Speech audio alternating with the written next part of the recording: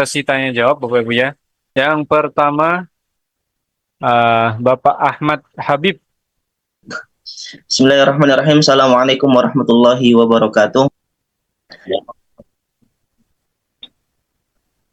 Semoga Ustadz sekalian bersama keluarga senantiasa dalam lindungan Allah Subhanahu wa Ta'ala. Amin ya Rabbal. Amin. Allahumma amin. Mohon izin Ustadz, ada pertanyaan. Pertanyaan yang pertama ini, ketika kita mengamalkan hadis Nabi Shallallahu Alaihi Wasallam yang mengatakan bahwa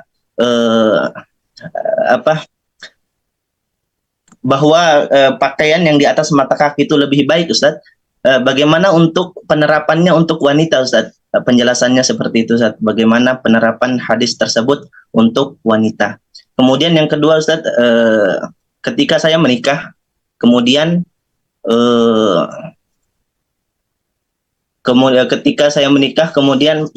orang tua mertua perempuan saya itu ibu tiri dari istri itu. Apakah itu mahram bagi saya, Ustaz? Mungkin demikian, Ustaz. Assalamualaikum warahmatullahi wabarakatuh. Kain, jubah, celana di bawah mata kaki bagi laki-laki, bukan perempuan. Sedangkan perempuan tetap menutup sampai kaki. Maka dia kalau pakai kain, pakai jubah ke bawah lewat mata kaki. Kalau dia mau di atas mata kaki, dia pakai kaos kaki. Adapun laki-laki yang dilarang isbal, tidak boleh kain, celana, jubah di bawah mata kaki itu, illatnya, sebabnya kalau sombong. Kalau tidak sombong, tidak apa-apa, kata Imam Sun'ani dalam Subulus Salam, Syarah Bulughul Maram. Kalau tidak sombong, tidak apa-apa, kata Syekh Yusuf Al-Qaradawi dalam Kaifa Nata'amal Ma'as Sunnah. Karena kata Nabi kepada Abu Bakar Siddiq, Anta lasta minal khuyala, karena engkau tidak termasuk orang yang sombong. Jadi engkau tidak termasuk orang yang sombong. Ini tentang masalah kaki celana. Tentang seorang laki-laki menikahi perempuan, lalu kemudian dia berhubungan dengan perempuan tersebut, maka anaknya, misalnya ada seorang laki-laki punya anak, lalu kemudian entah istrinya meninggal atau cerai, menikah lagi dia dengan perempuan, sempat dia berhubungan dengan perempuan tersebut, maka anaknya ini haram menikahi perempuan itu, menikahi ibu tirinya, sekarang disebut ibu sambung, karena bapaknya sempat berhubungan. Ini mahram mu'abbad, mahram yang kekal abadi. Begitu juga dengan seorang laki-laki menikah dengan perempuan, lalu perempuan itu punya ibu atau mertuanya, maka mertuanya itu haram dia nikahi. Kalau meninggal istrinya atau bercerai dia, maka mertuanya itu tetap mahramnya, mahram mu'abbad, mahram yang kekal abadi. Berbeda dengan saudarinya atau iparnya. Nah, bagaimana dengan ibu tiri?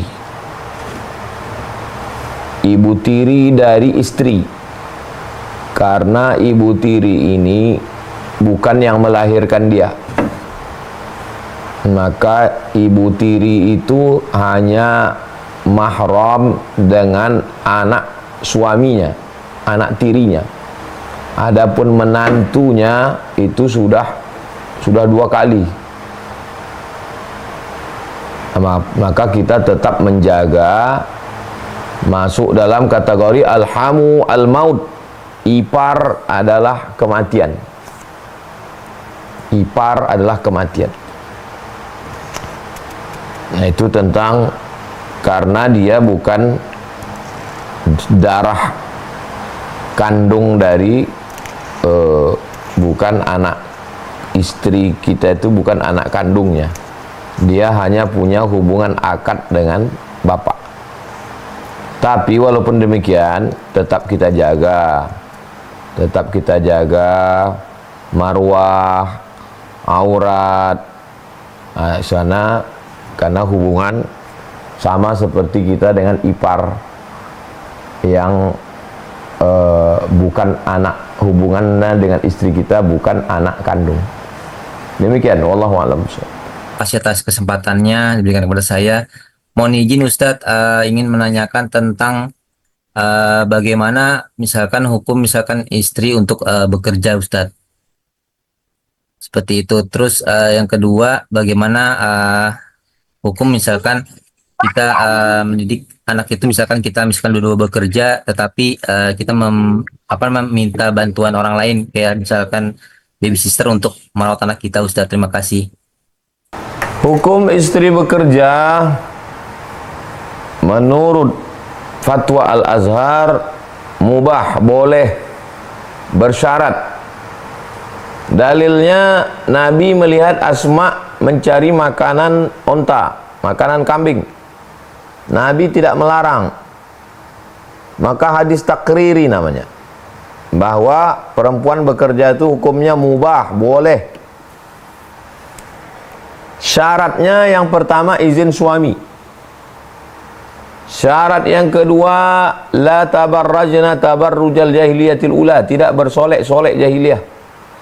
Syarat yang ketiga, la yadribna bi arjulihinna, jangan memukulkan kaki ke lantai, berbunyi gemerincing gelang kakinya, maksudnya mencuri perhatian dari cara berpakaiannya, dari cara ngomongnya. Yang keempat, la taqda'na bil qaul, jangan bicara mendesah-desah, lemah gemulai.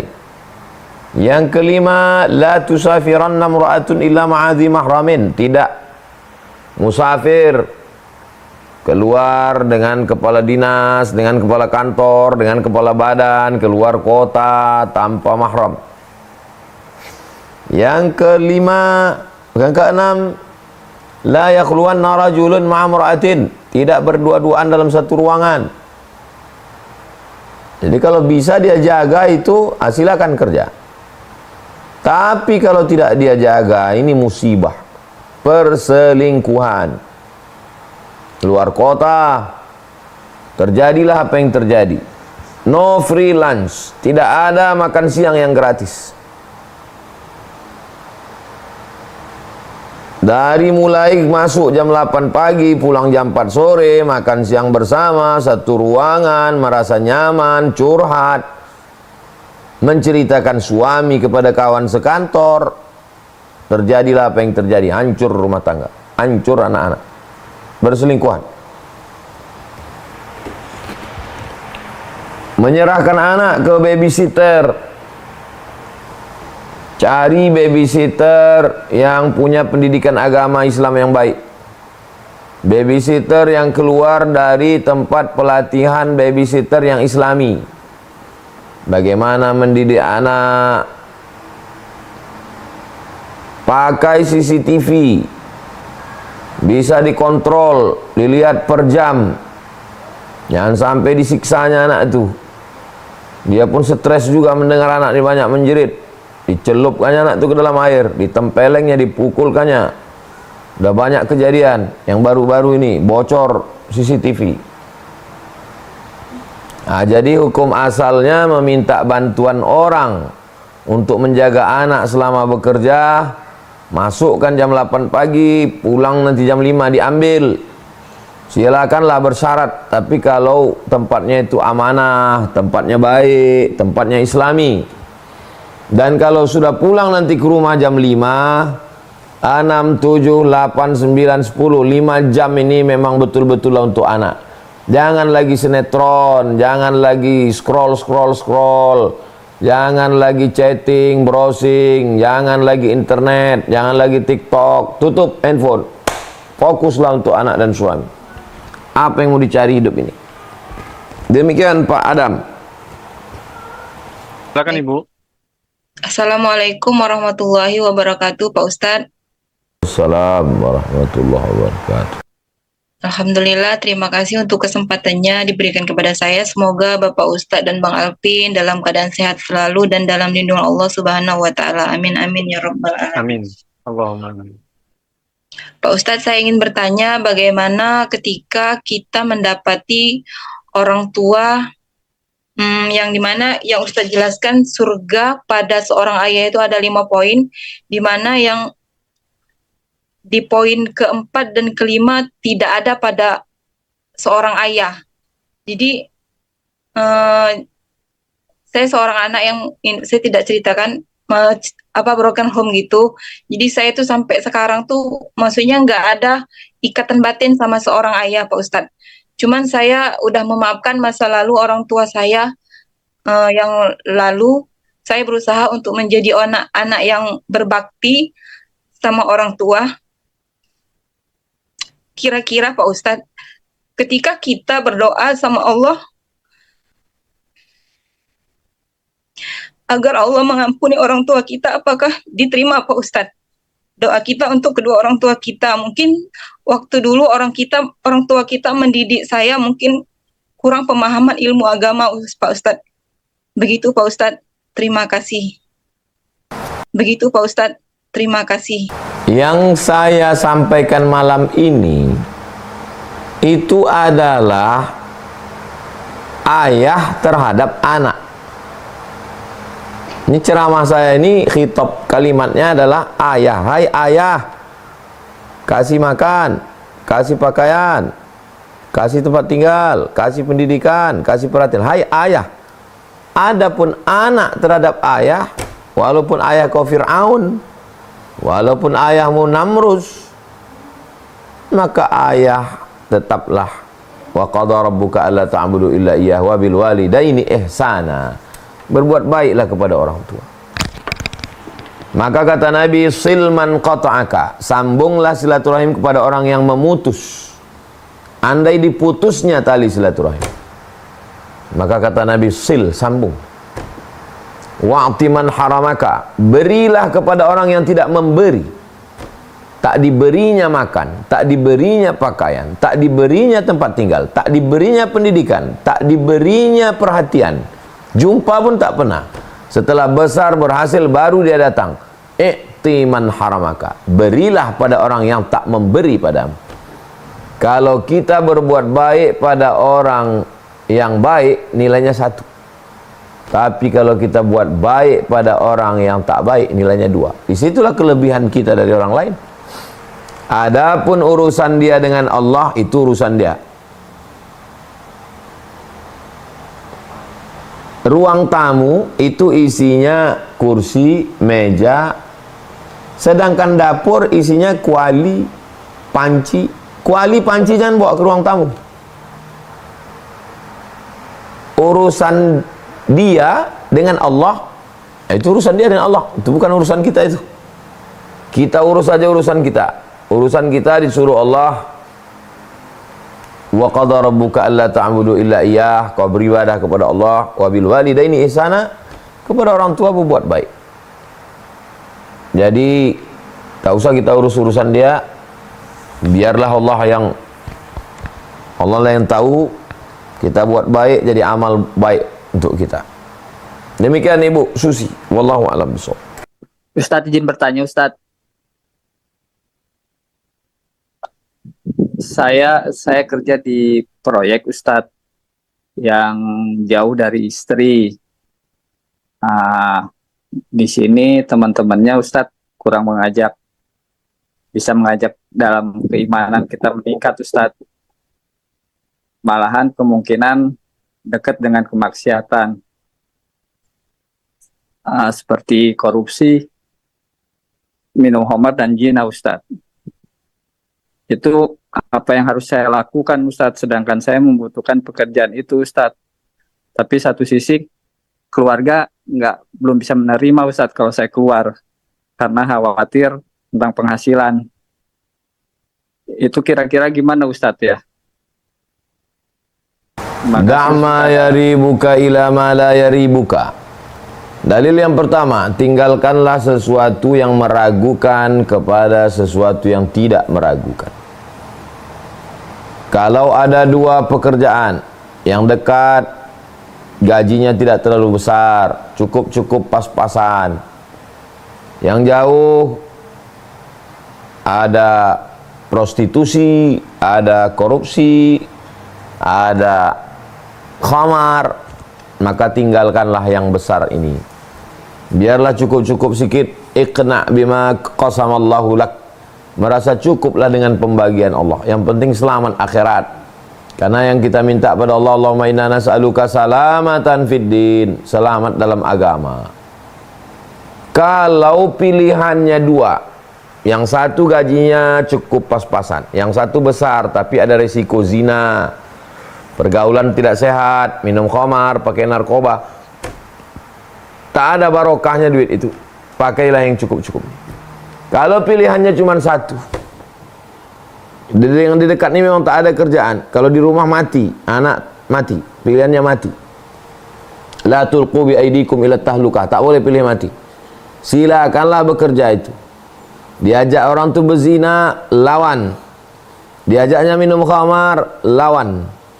Diajaknya korupsi, lawan. Man ra'a minkum munkaran, siapa yang diantara kamu melihat kemungkaran, falyughayyirhu biyadihi, lawan dengan tangan. Fa illam yastati, kalau tak sanggup, lawan dengan mulut. Kalau tak sanggup juga dengan mulut, lawan dengan hati. Alah, kau tak mau berzina, bencong kau segala macam. Terserah kalian lah, mau kalian bilang bencong, aku takut sama biniku. Ayolah kita mabuk, aku tak, duit ini aku tak sanggup, ini untuk anakku sekolah. Kami yang bayarkan, aku tak berani, masuk neraka jahanam aku nanti. Pandailah menjawab. Mudah-mudahan Bapak diselamatkan Allah Subhanahu wa taala. Kita semua diselamatkan Allah. Allah maghnina bihalalika an haramik, cukupkan kami dengan yang halal sehingga kami tak perlu mencari yang haram. Wallahu a'lam bishawab. Assalamualaikum warahmatullahi wabarakatuh, Ustaz. Waalaikumsalam warahmatullahi wabarakatuh. Terima kasih Tuan Guru dan Ustaz atas kesempatannya. Izin Tuan Guru, yang pertama saya mau mohon didoakan anak saya yang sedang di pondok. Semoga Allah beri kemudahan dan kelancaran dalam menuntut ilmu, Ustaz. Nu'allimhu ta'wil warzuqhu fahmal mursalin waftah lahu futuhal arifin wamla' qalbahu bil hikmati wal iman waj'alhu minal ulama'il amilin wal awliya'i salihin bihaqqi sayyidil awwalin wal akhirin wa bisirril fatihah. Bismillahirrahmanirrahim. Alhamdulillah rabbil alamin. Ar-Rahmanir Rahim, Maliki yaumiddin. Iyyaka na'budu wa iyyaka nasta'in. Ihdinas siratal mustaqim. Siratal ladzina an'amta 'alaihim ghairil maghdubi 'alaihim waladdallin. Amin. Wa sallallahu ala sayyidina Muhammad wa ala alihi wasallam. Walhamdulillah rabbil alamin. Izin Tuan Guru mau tanya. Saya kan ada punya harta warisan dari almarhum ayah. Jadi kalau saya mau musyrikah atau infakkan, apakah saya harus meminta izin pada suami? Itu aja, Ustaz. Terima kasih. Harta ibu yang ibu dapatkan dari gaji bekerja atau warisan almarhum ayah, atau ibu dapat hadiah, atau ibu menang dalam undian, maka itu milik ibu. Milik ibu, tidak ada hak bapak di dalamnya. Sedangkan dalam harta bapak ada hak ibu. Di dalam harta bapak itu ada hak ibu, hak makan, hak pakaian, hak tempat tinggal, hak pendidikan. Duit nafkah namanya. Di dalam uang ibu itu tidak ada hak bapak. Murni punya ibu itu 100%. Mau ibu jual, mau ibu kasih ke orang, mau ibu tetap ngomong ke bapak sebagai adab. Bang, aku mau bersedekah. Bapak tuh tinggal mengangguk aja, sedekahlah kau, itu kan memang duit kau, kata dia. Bapak pun mesti paham, hai laki-laki, kalau bini kalian bekerja, bini kalian dapat gaji, bini kalian menang lotre, bini kalian dapat warisan, itu punya dia, jangan kalian ganggu. Kalau dia mau bersedekah, mau ngasih maknya, mau berangkatkan umroh, dia bercakap ke kalian, itu bukan minta izin, itu sebagai adab. Bang, ku berangkatkan makku umroh ya. Iyalah, mestinya aku yang memberangkatkan ini, aku kan menantunya. Rupanya kau yang berduit, baguslah itu, mantap. Tinggal bilang itu aja. Demikian. Assalamualaikum Ustaz. Waalaikumsalam. Terima kasih Ustaz. Semoga Ustaz dan keluarga dan kita semuanya diberikan perlindungan oleh Allah SWT dunia dan langsung saja ke pertanyaannya Ustaz. Ini kami ada anak-anak yang udah jauh menuntut ilmu jauh dari kami, misalnya di luar pulau Sumatera, dan dia seorang perempuan. Seperti yang Ustadz sampaikan tadi, bahwa kita tidak bisa memberikan dia pendidikan secara formal untuk di perguruan tinggi misalnya, jadi kita tidak bisa mengantarkan dia untuk perjalanan mereka ke tempat yang dituju. Jadi apakah ini diperbolehkan di situasi seperti ini, atau bagaimana teknis yang dibolehkan dalam Islam ya Ustaz? Karena dia seorang perempuan, kami sebagai bapak merasa khawatir juga, tapi karena situasinya jauh dan juga kami bekerja, nah ini mohon pencerahannya Ustaz. Terima kasih Ustaz. Assalamualaikum warahmatullahi wabarakatuh. Wassalamualaikum warahmatullahi wabarakatuh. Imam Nawawi membolehkan perempuan berangkat haji tanpa mahram dengan syarat perjalanannya aman dan ada wanita-wanita yang amanah. Haji itu hukumnya wajib. Menuntut ilmu ini hukumnya fardu ain pada yang perkara-perkara bersifat pribadi, sholat, zakat, puasa. Tapi yang perkara umum fardu kifayah. Maka menuntut ilmu belajar ke Mesir, belajar ke Yaman, ayahnya tidak ikut, abangnya tak ikut, dia belum nikah, maka hukumnya mubah, boleh. Karena zaman sekarang aman. Ada security, ada polisi, dan di sana pula ada kawan-kawan dia perempuan yang amanah. Kalau Mesir, maka di sana sekarang ada namanya rumah syariah. Rumah syariah ini dikelola oleh mahasiswa Indonesia, ada musyrifahnya, ada pembimbingnya, ada kurikulumnya, ada programnya, macam pesantren. Jadi mereka sewa rumah, bangun tahajud dibangunkan, subuh dikontrol, diawasi. Jadi jangan khawatir dengan pergaulan bebas. Tapi kalau tidak aman, kos-kosannya sendirian, tidak ada keluarga, mudarat lebih besar, maka kaedahnya darul mafasid muqaddam ala jalbil masalih. Menolak mudarat lebih utama daripada mengambil manfaat. Jadi saya anjurkan, yang pertama, yakinkan kawan-kawannya di sana baik, tempat kos-kosannya baik, lalu kemudian tempat dia belajar itu aman. Kalau dia di negara-negara yang aman, maka insya Allah mudah-mudahan bermanfaat. Demikian Pak Sofiatul. Bismillahirrahmanirrahim. Ya. Terima kasih atas kesempatan yang diberikan. Semoga Gurunda Ustadz Abdul Somad selalu diberikan kesehatan, diberkahi. Alamin.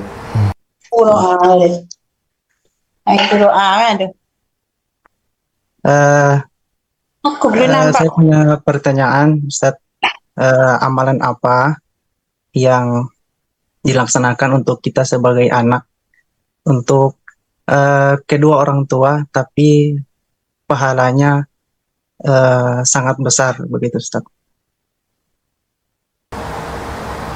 Wabil walidaini ihsana, berbuat baik kepada orang tua.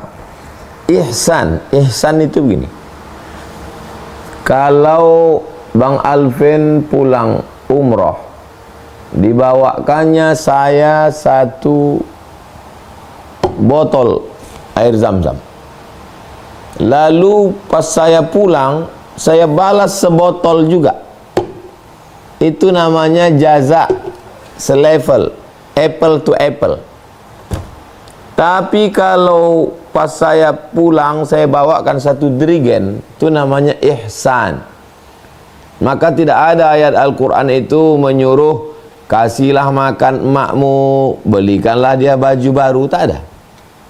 Bunyi ayatnya wabil walidaini ihsan, berbuat ihsan. Macam mana berbuat ihsan? Berbuat lebih. Dulu waktu kau lahir, dijaganya, tak tidur dia sampai jam 2 malam mendengar tangis. Jagalah dia sampai tak tidur sampai jam 3. Ihsan itu namanya. Dulu tak beli baju hari raya dia,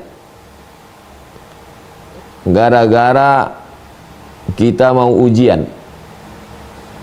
Ihsan lah. Apa yang bisa dibelikan sekarang? Belikan motor, belikan mobil, belikan gelang, belikan cincin. Itu ihsan namanya. Jadi Allah itu memilihkan satu kata dengan makna yang beribu rangkai. Wabil walidaini ihsan. Apa aja amalnya? Amal harta, belikan mobil, belikan rumah, tak bisa Pak Ustadz. Belikan makanan. Amal harta tak sanggup. Amal badan, kusukkan kepalanya, peluk dia, cium dia, bawakan minyak zaitun, bawakan minyak, tak ada lagi minyak kelapa, kusukkan kakinya. Orang tua udah umur 50, 60, sedap kali dikusukkan kakinya. Sehat mak, sehat bapak. Amal badan. Tak juga sanggup amal badan. Idkhalus surur, menyenangkan hatinya. Tak menyusahkan dia itu sudah mantap kali itu dah. Tak menyusahkan dia itu udah hebat itu dah. Cemana kuliah kau di sana? Alhamdulillah mak, selesai aku dah, IP ku 4. Tapi aku belum bisa ngirim duit. Nah itu menyenangkan hati. Jadilah udah. Sudahlah tak bisa ngasih duit, sekalipun tak pernah peluk cium, menelpon pun tidak. Yang dibawakan cerita tak sedap, cerita tak enak. Demikian. Wallahu a'lam bishawab. Alhamdulillah, terima kasih kepada semua jemaah yang sudah berkesempatan hadir pada majelis virtual kita pada malam hari ini. Insyaallah kita cukupkan untuk sesi tanya jawab. Berikutnya adalah mungkin kalimat penutup dari Ustaz Abdul Somad ya. Sekaligus ini sama-sama terakhir Ustaz, saya izin bertanya. Dari yang antum paparkan, Ustaz sampaikan bahwa surga dan nerakanya seorang laki-laki, seorang ayah itu ada 5 poin tadi Ustaz ya. Rezeki, makanan yang halal, kemudian pakaian yang diberikannya menutup aurat, tempat tinggal yang layak, tarbiyah, sampai kemudian kasih sayang. Tentu ini dalam pelaksanaannya tidak mudah Ustaz ya. Untuk mewujudkannya berarti butuh ilmu betul Ustaz ya. Lalu apa yang harus kita lakukan sebagai seorang laki-laki, seorang ayah? Berarti memang kewajiban menuntut ilmu itu sangat sangat penting gitu Ustaz ya. Laki-laki pendidikan awalnya adalah akidah. Setelah akidah dia mengenal Allah, lalu kemudian tahu hukum halal haram, fikih. Setelah dia kenal Allah, tahu halal haram, maka muncullah adab. akhlak namanya. Nah, di mana letak fikih keluarga di hukum halal haram? Ada namanya fikih ibadah, sholat, zakat, puasa, haji. Ada namanya fikih muamalah, pinjam meminjam, gadai menggadai, hutang piutang. Ada namanya fikih daulah, bagaimana cara mengangkat khalifah, apa kewajiban pemimpin. Ada namanya fikih ahwal syakhsiyah, fikih keluarga. Jadi dalam fikih Sulaiman Rasyid yang selalu saya suruh beli, itu ada namanya fikih keluarga. Mana fikih Sulaiman Rasyid? Ada fikih keluarga di situ. Di pondok ini fikih Sulaiman Rasyid dikhatamkan untuk anak SMP. Coba cari guru di masjid, buatkan daurah seminggu khatam. Karena di dalamnya ada fikih ibadah, ada fikih muamalah, ada fikih siasa, ada fikih keluarga. Di dalam fikih Sulaiman Rasyid itu. Nah, insya Allah ibadahnya terjaga, ngerti politik Islam, paham jual beli, dan bagi yang belum berkeluarga supaya siap. Bagi yang sudah, kejar ke belakang. Berkeluarganya sudah, ilmunya belum. Nah, adakan daurah fikih. Kan kita dulu sudah baca itu sebagian fikih.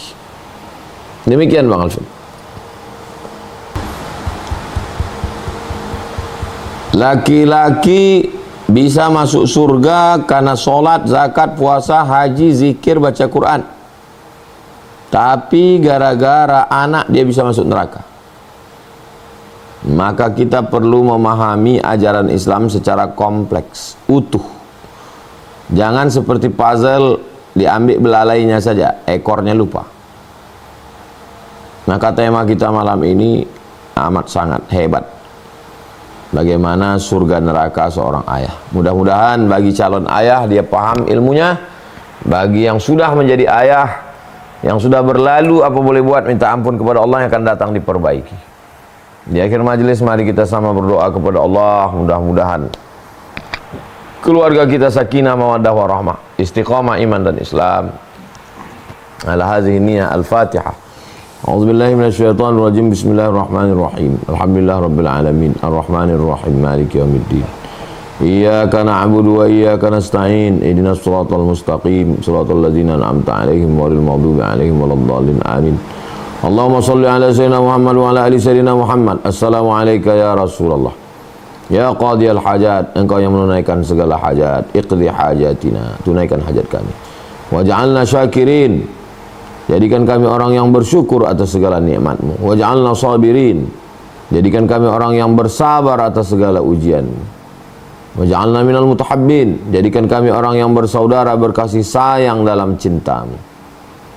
Waj'alna min ummati nabiyika Muhammad SAW, jadikan kami menjadi umat Nabi Muhammad SAW. Waqtim bisolihati amalana, tutup umur kami dengan husnul khatimah. Wajma'na ma'al habibil mustafa, satukan kami dalam surga jannatul firdaus bersama Nabi Muhammad SAW. Rabbana atina fid dunya hasanah wa fil akhirati hasanah wa qina azabannar. Sallallahu ala sayyidina Muhammad wa ala alihi wasallam. Walhamdulillahi rabbil alamin. Taqabbalallahu minkum minna wa minkum taqabbal ya karim.